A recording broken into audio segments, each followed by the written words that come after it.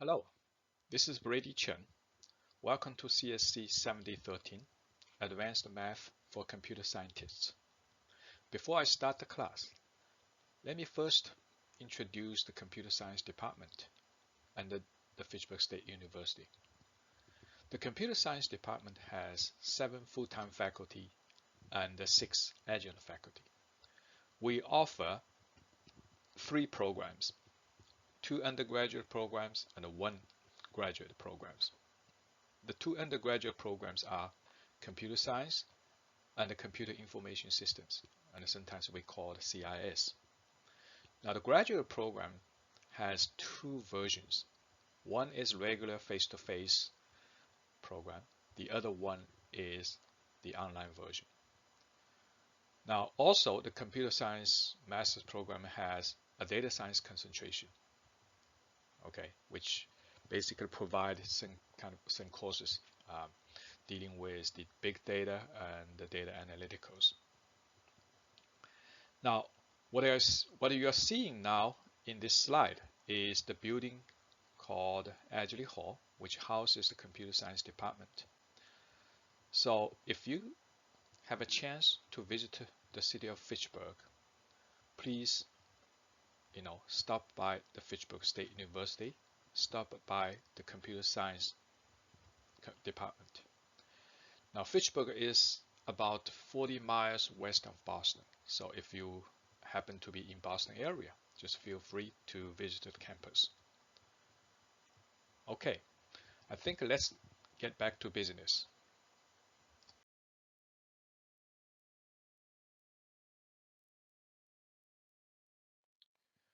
We will organize the class into modules. Now each module covers a specific area in math that will be used in computer science. Now the first module, the module 1, is about the Boolean algebra. Now here's the learning objective for module 1. So we're going to talk about the truth tables in module 1. And also we're going to talk about the DeMorgan laws, and then we're going to touch a little bit about the theory of proof, and we're going to show examples of how to prove certain things by contradiction. And then we're going to actually provide some of the examples of demonstrating logical equivalence with truth table. Now the fundamental part of the Boolean logic is something called a proposition. Now by definition, propositions are the theorems of our language, and they are to describe or denote what is the case. Let's see an example.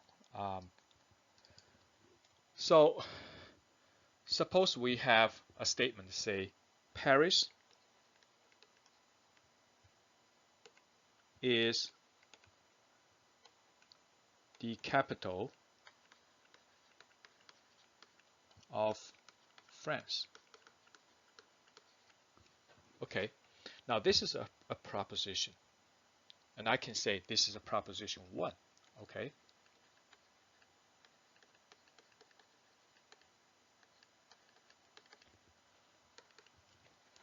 now a proposition has a value.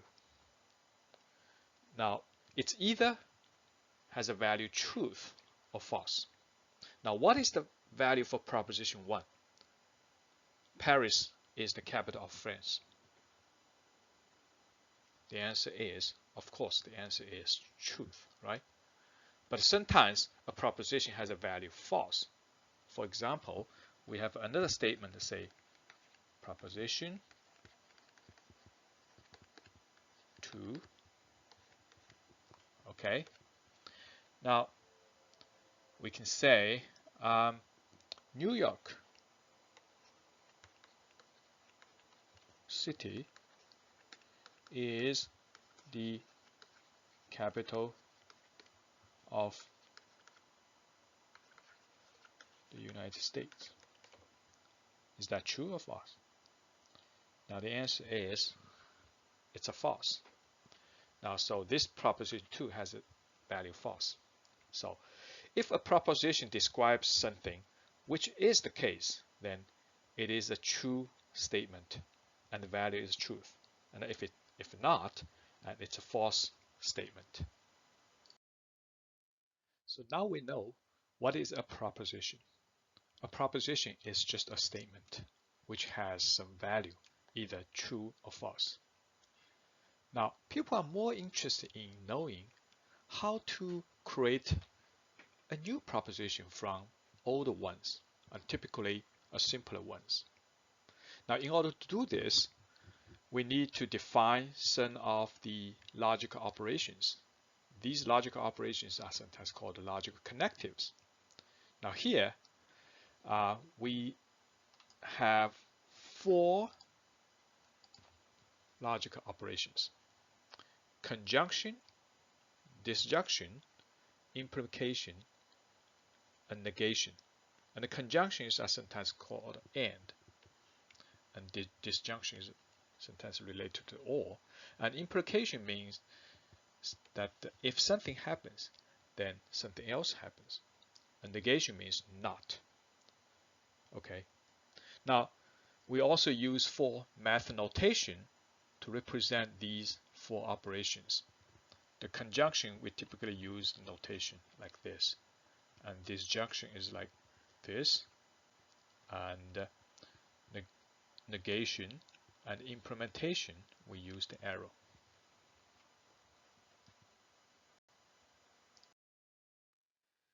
So let's take a look at the examples on how to use the simpler proposition to build a more complicated one.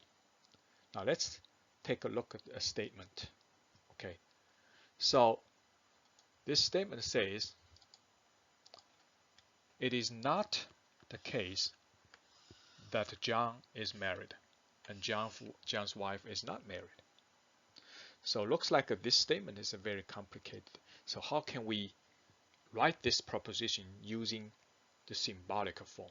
That means we start from the simple proposition and using the operations to build this complicated proposition. Let's assume that the A stands for John is married. So it is a proposition, right? And it has a value. It has a value. It could be true or false. Okay? And then B stands for John's wife is married. So this is another proposition, another statement. Now these are simpler statements. So looks like if you compare these top one, looks like this is actually simpler one, but somehow they are related. So looks like A and B are the building block for this more complicated statement. Okay. Now with A and B, how can I build this statement? Okay. So we have 4 operations: conjunction, disjunction, negation, and implication. Okay. So now in the statement, it contains a small portion says John's wife is not married, but B says John's wife is married. So how can we build this, small portion using the proposition B? Okay, the difference is very trivial. John's wife is married, that's B. But so looks like we can use one of the operation called a negation to build another statement. That's John's wife is not married, right? That's part of this bigger statement. So then we use negation. Okay. So negation of B, stands for John's wife is not married.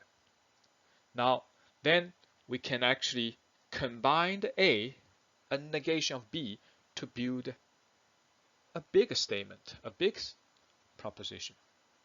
So we can use A, conjunction, negation of B. So this conjunction is actually basically means and. So this is basically stand for John is married. That's A, right? And that's the conjunction. John's wife is not married. Okay, so that's negation of B. So A, conjunction, negation of B. So that's basically stand for John is married and John's wife is not married. But that's still not the same as the top statement. Okay, but it's closer. The top statement says it's not the case. So that means this it's pretty simple, right? This is a negation of this whole thing. So that's why the statement can be written as negation of this whole thing. Now, what's this thing? It's A conjunction negation of B. Okay, so that's the whole symbolic form. This form basically stands for it is not the case that John is married and John's wife is not married. Okay, so here we basically from a very simple proposition A and a B, and then we build a very complicated statement. Negation of A, conjunction, negation of B. Okay, so that's just one example. So now we have seen the example of how to use two simpler propositions to build a more complicated one. So, however, when we try to build a more complicated one, now the question we're going to ask is, what's the value of this complicated proposition? If the value of the simpler proposition is none. Okay, in another example, like the previous example we just talked about, so we have two statements, right? A and a B. A says John is married, and B says John's wife is married. So we build a compound statement which says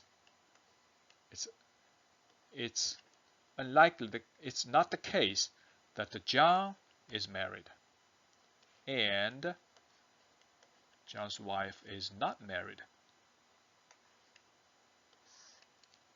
So that's a compound case, compound proposition. Now, what is the value for this? Suppose we know what's the value for A and what's the value for B. Now, if we know A is true and B is true, so John is married, John's wife is married. And then with our common sense, looks like that's also true, right? Because the proposition inside the parenthesis says A, John is married, and John's wife is not married. How could that be possible, right? So that's not possible. So that's why if we put the negation over here, says it's not the case that John is married and John's wife is not married. That's a true, right? So that's a true statement. Okay, if that's true, and that's true. And with our common sense, that's the case. Now, but how can we use the math symbolic form to get the same result? Then we need something called a truth table for each of the operation. Okay, so we need a truth table for conjunction, truth table for disjunction, and truth table for implication and the negation. I think the truth table for conjunction, disjunction, and the negation are pretty straightforward. Let's take a look at the conjunction. Conjunction basically means and. So in English language, and means, by definition, if P is truth, now we use 1 to represent the truth, and Q to represent 0 to represent false. Now, P and Q, that means if P is a true statement, Q is a true statement, and P and Q is also a true statement. However, if one of the propositions is false, that either P is false or Q is a false, or both statements are false, then P and Q is a false. It's kind of like common sense, right? Now, same thing with disjunction. Disjunction is kind of a weak condition. So P or Q. So that means if one of these is truth, then the whole thing should be a truth, right? So that's a weak condition.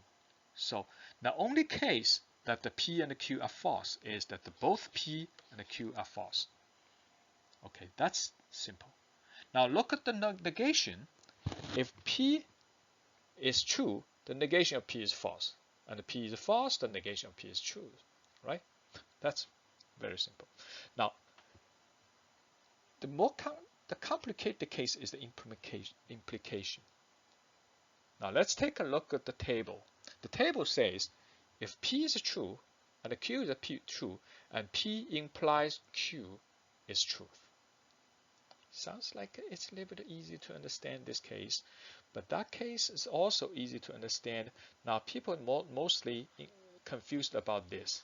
If P is false and the result is truth, then the Q is a truth, and then the whole thing is truth. P imply Q is a truth.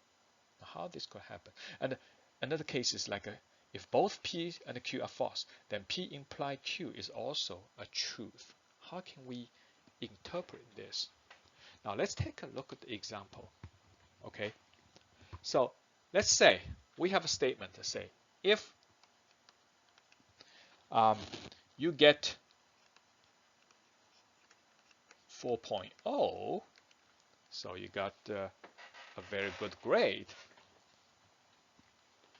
for the course, let's say.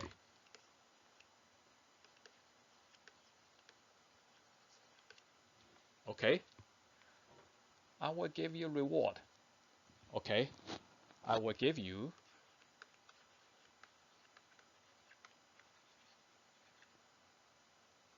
$500. Okay, so that looks like an implication, right? Now let's say if I define A as you get 4.0 for the course, and the B says I will give you $500. Okay, so two propositions. You get 4.0, B, I will give you $500.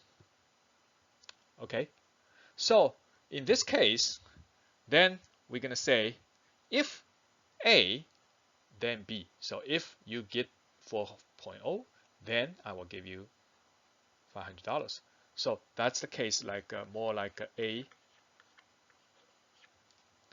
implies B, right? Now, if A is a truth, so that means, okay, to make it simple, let's say P instead of A, because I want to be consistent with this truth table. So if P, you get 4.0, if that's P is a truth, the value for P is truth, so that means you get 4.0. And the Q is a truth, I will give you $500. Or both P and Q are truth. Of course, then this statement is true, right? If you get 4.0, I give you $500. Everyone's happy. So P is true, Q is true, and the P imply Q is truth. No question about this. Now, how can you interpret this one? Okay, if P is true, so that means you get 4.0, and I don't keep my promise. I did not give you $500. So that means P imply Q is a false, right? because I get 4.0, but you don't give me the reward. So the whole thing is false. Also, that's understandable. Now, how can we interpret this third case? Okay, so now P is a false. That means if you don't get 4.0, so that means P is a false, that you don't get 4.0. And Q is a truth. That means I still give you $500. So in that case, it is a false that you get 4.0. Now, in that case, whether or not I gave you $500 or not, whether or not I gave you $500, it doesn't matter, right? So anyway, I haven't broken my promise. If I gave you $500, I haven't broken my promise. I give you $500, I still, haven't broken my promise, because anyway, you failed the test. You didn't get the 4.0, so it really doesn't matter what I do. The result is always the truth. In none of the case I have broken my promise. So that's why if P is a false, so you did not keep your promise in the first place. Really, it doesn't matter whether I keep my promise or I fail to keep my promise. In either case, I haven't broken my promise. So that's basically the reason why we interpret this as truth in either case. If P is a false, then P implied Q is always truth. You get this point? So, based on the truth tables of these four operations, conjunction, disjunction, implication, and negation, we can actually get the following four facts for each cases. The conjunction is true if and only if both conjunctions are true. So that means if A conjunction B is true, then if and only if both A and B are true. Now the disjunction is a kind of weak condition. That means the disjunction is false if and only if both disjunctions are false. That means A disjunction B is 0, then both A and B are 0. Okay. Now the implication is false if and only if antecedent is truth and the consequent is false. So that means A, which is an antecedent and a consequent, and A is truth and B, the consequent, is false. Then A implies B is false. That's the only case when A implies B is false, is that the A is a truth and B is a false. Negation is pretty simple. It's very straightforward. Negation converts truth to false and the false to truth. Okay. Now let's talk about the DeMorgan Law, and then we're going to prove the DeMorgan Law. Okay. DeMorgan Law says if I have two propositions, P and Q. So the DeMorgan Law says the statement negation of P and Q is equivalent to the statement of the negation of P or negation of Q. So these two statements are equivalent. So that means they are exactly the same. Now how can we prove this? Okay. Now we can prove this using two strategies. One of the strategies is to using the truth table. So we can try to build a truth table for the proposition on one side, and then we can build another proposition, truth table for the proposition on the right side. Okay. So then we compare these truth tables. If they are equivalent, then we can say these two statements are equivalent. Let's take a look at this example. Okay. So now here we have two propositions. So that means with two propositions P and Q, you have the combination of four cases. Now what four cases? Now either P is true and the Q is truth, and the P is a truth and the Q is a false, and the P is a false, Q is a truth, and both P and Q are false. So these are the only four cases we can think of. Now, in order to calculate the values for the statement on the left, then we need to first calculate the value for the statement P and Q, because eventually we want to calculate the statement of P, negation of P and Q, but first we need to calculate P and Q. So then we use the tables for the conjunction, right? So P is true, Q is true, and the P and the Q is true. Now P is true and the Q is false, and P and the Q is also a false. P is a false, Q is a false, and the P and the Q is also a false. I think that's a mistake. I put a 1 here. And both P and the Q are false, then these are false.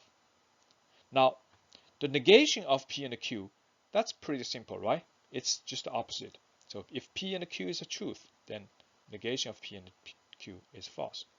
And then these are all true. Now, let's take a look at this case. Now, if we want to figure out the values of this statement, so we need to first calculate the negation of P and then calculate the negation of Q, and then we calculate the OR, the disjunction. Okay, so P is true, so negation of P is false, right? Q is true, negation of Q is false. Now P is true, negation of P is false, Q is a false, negation of Q is a truth. So it's just the opposite. So it's a 1, 0, and a 1, 1. And then negation of P, disjunction negation of Q. So both P and Q are false, so the disjunctions are false. And then even if one of these negation of P and the negation of Q is truth, then the result is a truth. So now we find out the values for this and the value for this are identical for each of the case of P and Q. So that means we proved that these two statements are identical.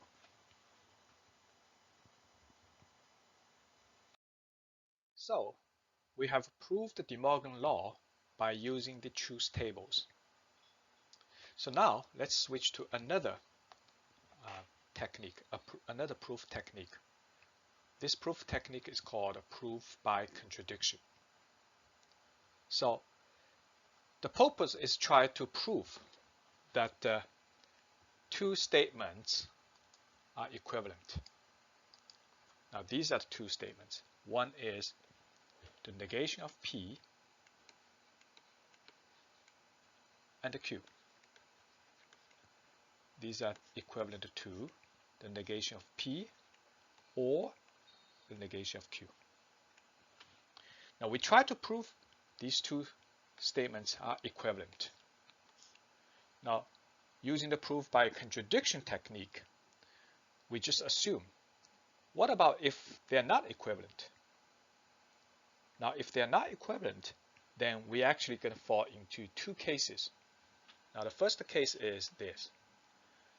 The left side is true and the right side is false. Or the left side is false or right side is true. Now, we try to prove that these two cases are not possible. So let's take a look at the first case. Suppose the left side is true and the right side is false. Now, we will prove that we're eventually going to get a contradiction. Let's do it. Okay. Now, suppose this is the case. So, because the negation of P or negation of Q is false, which is 0.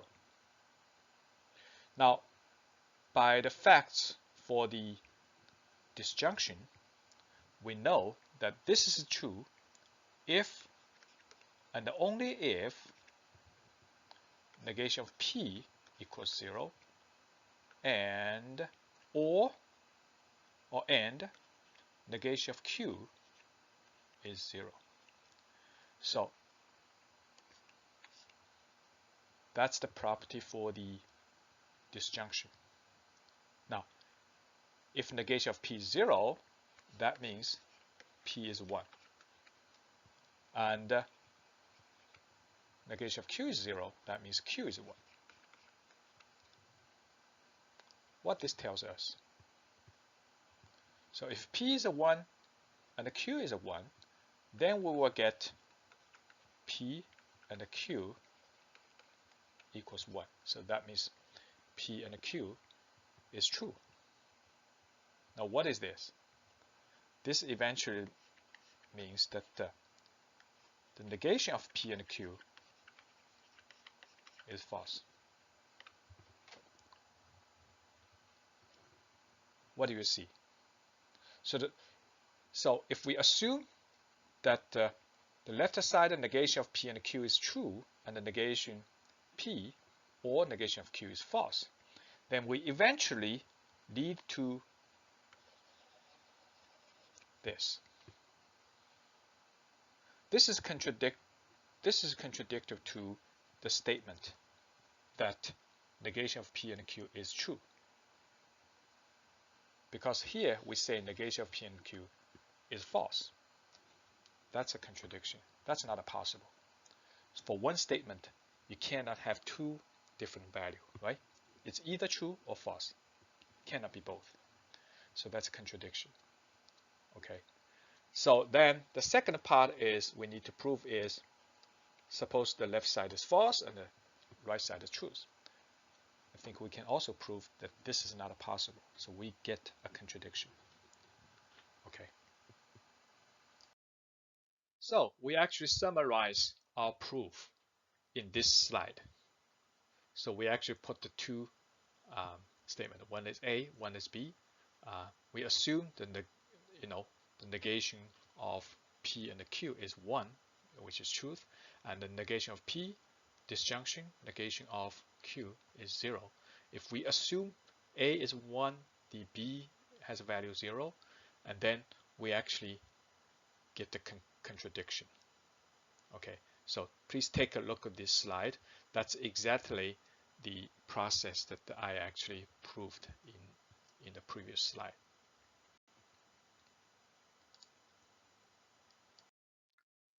So here's the part B of this proof by contradiction. Now, if we assume A is 0 and B is 1, now how can we get the contradiction? So that's your turn. So now, here's another example of proof by contradiction. Okay, and actually briefly summarize these proof technique. Okay, let's say we want to prove this statement that is logically false. It's always logically false. Now, you can actually use the truth table there are two propositions, P and Q. It's there's two propositions. There's four possible combinations. P is a truth, for Q is a truth, P is a truth, for P of Q is a false, and P is a false, Q is a truth, and P is a false, Q is a false. There are four possibilities, and then you can build a truth table and show that the truth table always get the false result. Okay. Now with the proof by contradiction, then we just need to assume that if this statement is not logically false, okay, so let's say assume this is truth, okay. Now we try to use all the facts that we listed in the previous slide, and then we can just show eventually this is not possible, okay. So the first thing we need to do is, if this is true, and then because there's a negation, by definition of a negation, then this is false, right? From 1 and definition of negation. Okay, 1 basically means this. Okay. So if that's the case, and then this is 0. Okay. Now the next one is we have this proposition and this proposition. Okay. So this is implication, right? If the implication is 0, so that means the first part must be truth and the second part is 0. That's basically by the definition of implication, right? So we remember that here's a P and a Q, and if P is 1, Q is 1, then result P imply Q is 1, and if P is 1, Q is 0, that's 0, and 0, 0, 0, 1, 0, either one is 1. So if P imply Q is 0, that means P is 0. P is 1, Q is 0. And in that case, the P is this compound. P is this compound proposition. So this first part is 1. The second part is 0. Okay. So Q is 0. And P and P implies Q equals 1. So that means P and P implies Q equals 1. That's a conjunction. So if this is a 1, that means both P and the P implies Q is 1, right? Because that's the definition of conjunction. Okay. From 3 and the definition of conjunction. So P is 1 and the P implies Q is 1. So then just remember we actually get from 4 P is 1 and P implies Q is 1. In that case, and so Q must be 1. Okay. Because if P implies Q is 1, Q must be 1. If Q is 0, it doesn't matter what the P is. The result is always 0. So if this is 1, the Q must be 1. Now what's the problem with this result? Because previously in step 3, we find out Q must be 1. If we assume this is 1, Q must be 0. And then we say Q must be 1. How could that be possible? One says Q must be 0, and the other says Q must be 1. That's a contradiction, right? So there's a contradiction between 3 and 5. 3 says Q must be 0, and 5 says Q must be 1. And that's a contradiction. Now, the reason we got a contradiction is because our assumption is not correct. Okay, so the assumption 1 is false. If the assumption 1 is false, that means this is always going to be false. Okay. So, okay, that's the last slide for Module 1. In this slide, I want you to prove that these two statements are equivalent. And I want you to prove this with the truth tables. Actually, I already provide you with the truth table. So you can actually pretty much verify this. And if you want, you can also use the proof by contradiction. So in that case, just keep that in mind. If you want to prove the equivalence of two statements, you have to prove two possible cases. One, we assume one is true, the other is false. Okay, so like this is true and this is false. We assume this and we actually get the contradiction. And then we need to actually also assume that if this is a false, this is true, and then we got contradiction. So that means either case is not possible. Then we actually proved that the two of these statements are equivalent. But for a truth table, we just build a table for each of this, and then we can prove it. I think that's pretty much all for the module 1. See you later.